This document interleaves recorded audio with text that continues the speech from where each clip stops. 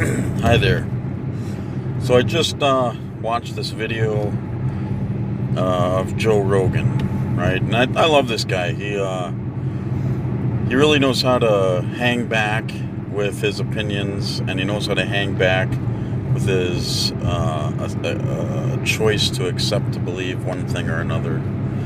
And he tends to always choose something, or he chooses a stand, an opinion, a belief, a thought process. He chooses to go with the answer for himself and for others, something that will work for everybody. He doesn't bias himself, is what I'm saying. So recently, I've been listening to some of his podcasts and kind of interested in the Elon Musk. So he's talking to Elon Musk, and they're talking about, Joe's asking him about his projects he's got going on, the tunnel under LA, his Tesla, the nice, super expensive, fancy car that he's got that is electric. And it's just really cool that Joe can hang with this guy and talk to this guy for, an hour or whatever. And you can say that Elon Musk is some kind of genius, right? He's got the process in his brain is quite evolved, and he's got the correct belief system and confidence and bravery to build electric cars, to tunnel underneath Los Angeles, to launch rockets into space. And he's doing a good job, right? So one thing that they started to talk about as they're talking about all these different projects is they start talking about the simulation theory. And then I watched another Joe Rogan video, and he's talking to another guy. This guy, I'll put the link in the description, but this other guy, he sounds like he must have like a German or Austrian accent, and kind of hard to follow this dude. Maybe it's kind of a broken English thing, but this dude that Joe's talking about, it seems to me that he is convinced that the human race, or just say our perception of life on this planet, is a simulation, and that if you were to take the probability of it not being a simulation versus the probability of, yes, it is a simulation, it seems to me that he's convinced that this reality, everything that you see and touch and hear and taste and think in your brain, is the result of like a super planetary sized computer in the future. And I guess not in the future, but it's like we're plugged into a video game, basically, and we are living in a simulation. We're hooked up to a technology that is allowing our conscious mind to experience life on this planet and life in general. And it's interesting to me to think about this for a lot of reasons. So, in this conversation, Joe is taking a stand, and a lot of times this is good for him this is a good thing to experience. So Joe says, no, there's no evidence that our lives right now are anything but exactly what this is right now. That if there is going to be an ability to put our consciousness into a computer and have a simulated life, that if that is a possibility, it hasn't happened yet. And he says there's no evidence to think that it has happened and that we are in a simulation. And this is a good way to go about talking about stuff. One guy has one view, the other guy has another view. And, I think that the intelligent thing to do is think about these things and not really dig down and not entrench yourself in a belief in this. But isn't it interesting to think about? Because look, 100 years ago, there was no other way to communicate besides carrier pigeons and smoke signals and the written word.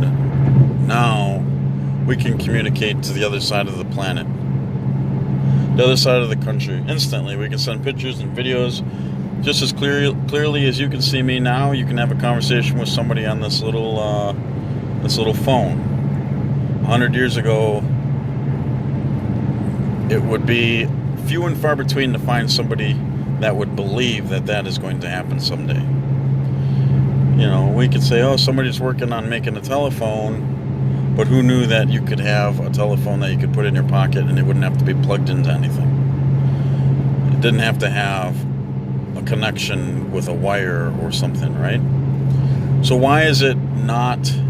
So why can't you believe also that in the future a consciousness can be, per se, plugged into a technology, and then you can live a life in that technology? So let's say, for example, the year is not 2020, 2019. That the year is actually maybe 2000 or 21,050, something like that. Let's say the year is 21,050. And in the last, 1,000 years or so, there was some wars, there was many U.S. presidents, there was many rises and falls of governments. And best case scenario, let's say the best case scenario, the fight against climate change was won. And humankind made it. We made it. And we were able to continue to develop our technology and our artificial intelligence. And one thing about artificial intelligence, I'm telling you what, just simple video games, okay? If you play a video game and you're just one player and you're playing against the computer, you are playing against artificial intelligence. If you are a character in a video game and you're controlling that character with your joystick or your controller, and if you go into this room, the computer will have a routine of what it will do with their computer characters to go after you as your own independent, character. So like, let's say, for example, you're a Super Mario brother, right? And you're fighting a bad guy. You're fighting a Bowser or something. And it's a three-dimensional format, right? So you can strafe left, straight right, go around. You can jump up, jump down. You can block and you can do everything. The video game is a simulation, and you're fighting a bad guy. Say it's a boss guy. It's a boss, okay?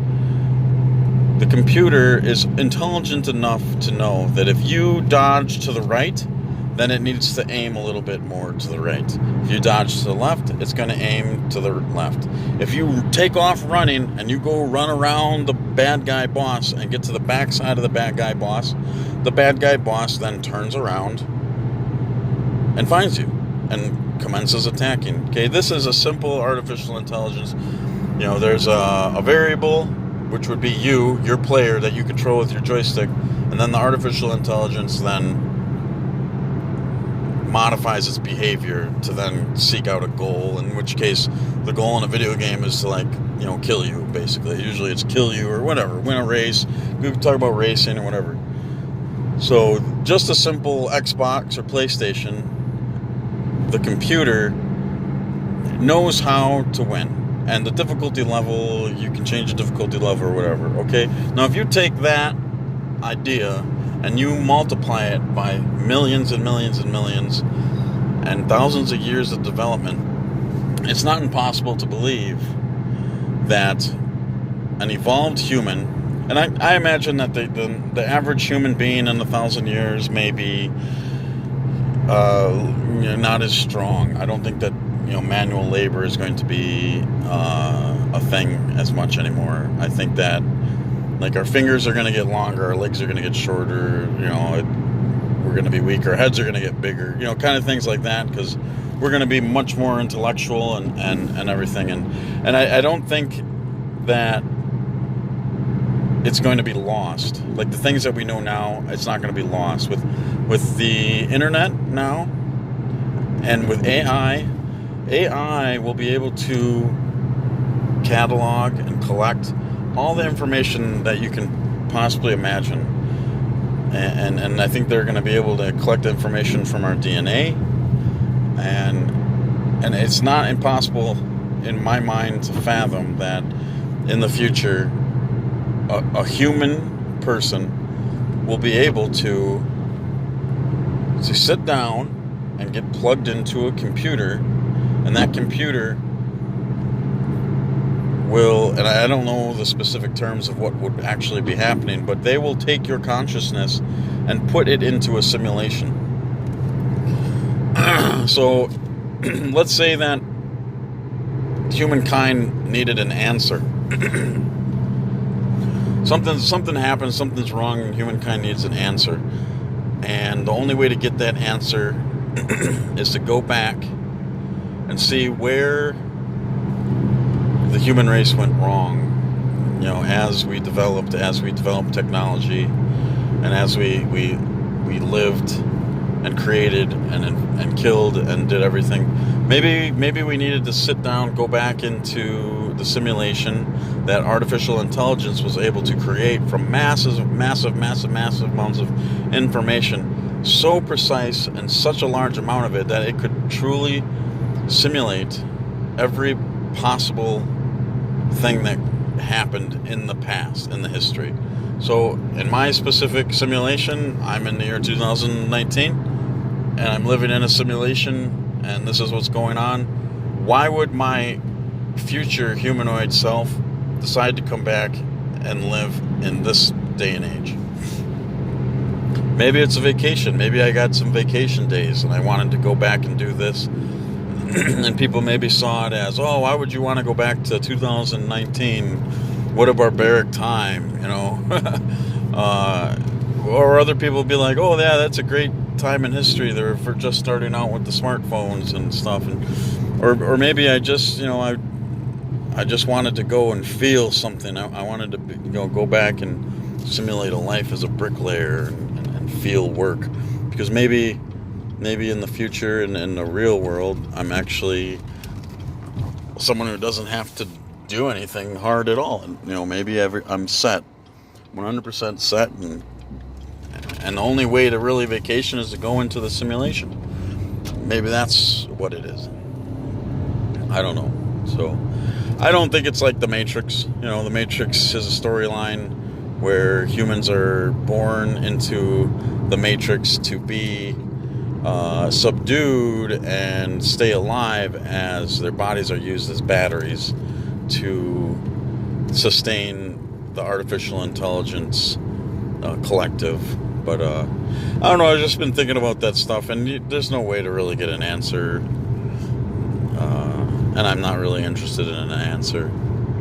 But something to think about is, if you are going to try your 100% hardest in this life, and if it is a simulation, there's nothing that should be able to hold you back. You should always be able to do the impossible. I'm not saying you should be able to bend spoons, but you should be able to change the course of life, of this world, and be influential. Everyone can be influential.